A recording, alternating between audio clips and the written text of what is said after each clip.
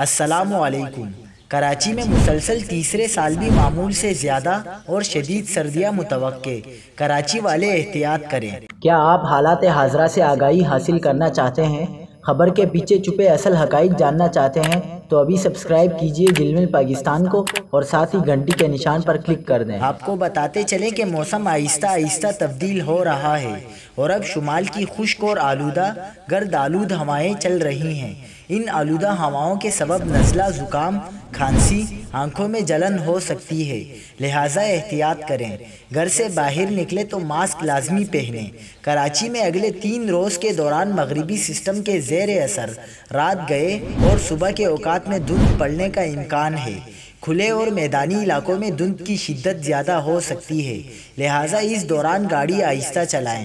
کراچی میں اگلے ہفتے سے ہی رات میں خنکی شروع ہو جائے گی، جبکہ سردیوں کا باقاعدہ آغاز نومبر کے پہلے یا دوسرے ہفتے میں ہوگا۔ دسمبر اور جنوری میں 2 سے 4 شدید سردی کی لہریں کراچی کو متاثر کریں گی۔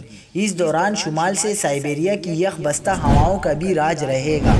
بارشوں کی بات کریں تو کراچی میں اس سیزن میں 2 سے 3 مغربی سسٹم شہر قائد کو متاثر کر سکتے ہیں، جن سے شہر میں بارش کے اچھے امکانات ہوں گے۔